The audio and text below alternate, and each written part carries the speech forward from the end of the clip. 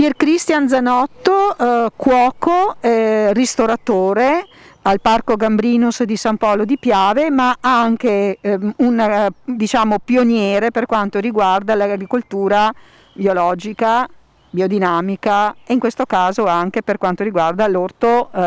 sinergico. Ci vuoi raccontare questa tua conversione verde? Cioè, cosa stai facendo qui? Ci troviamo presso gli orti di Via Lalia, che è uno spazio proprio attiguo al ristorante Gambrinus e che già negli anni 80 il papà coltivava in metodo convenzionale per i nostri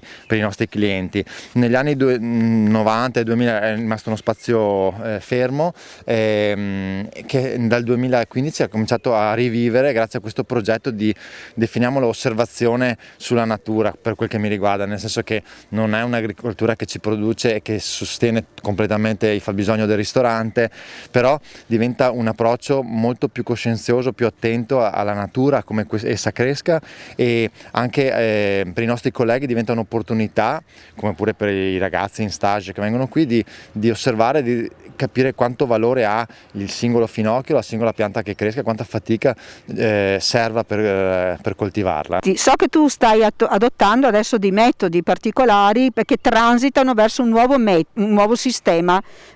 di osservazione, sì, di questa natura. È partito questo progetto con un approccio biologico che doveva essere, ma subito trasformandolo verso con un approccio più biodinamico, quindi senza utilizzo di rame e di altre cose. Da quel momento abbiamo iniziato ad utilizzare i microrganismi efficaci che hanno dimostrato la loro, scusatemi il gioco di parole, la loro efficacia e la loro valenza, e il terzo anno invece ci siamo spostati verso un'agricoltura sinergica, quindi l'utilizzo delle singole piante che si aiutano tra loro per crescere vigorose e sane. Da quest'anno, e quindi per questo non riesco a definirlo bene questo spazio, perché è un'agricoltura forse di ricerca, evolutiva, che si basa proprio sul seguire anche i ritmi dell'uomo, i ritmi del ristoratore in questo caso, che non sono i ritmi dell'agricoltore, nel senso che dobbiamo stare dietro i fornelli, e quindi stiamo cercando di far convivere l'approccio biodinamico all'approccio sinergico, e da quest'anno anche l'apporto dell'elettrocultura, che è una scienza direi antica, che si basa proprio sul convogliare l'energia del terreno, del cosmo sulla pianta.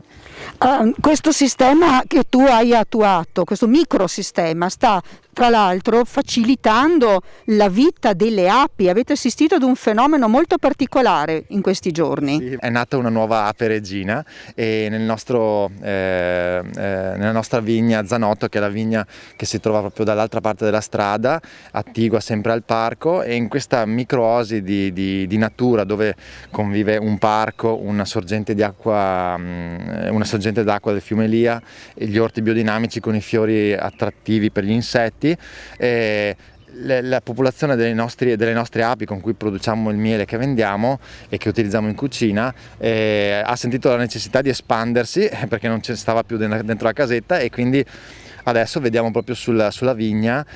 questo aggrapparsi di api che hanno danzato per eleggere la nuova ape divenuta regina, e che a breve, tra un'ora, dovrebbe arrivare l'apicoltore e condurle in una nuova casetta. Chiudiamo con le iniziative che farete. Picnic nel parco? Bravissima, il picnic adesso il tempo si smetterà bene, sarà una delle attrattive per i nostri ospiti che già da tempo ci stanno chiedendo. Lo scorso anno è andata molto bene, addirittura con le scolaresche è stato un momento per concludere l'anno scolastico in serenità, in totale apertura e respiro del nostro parco.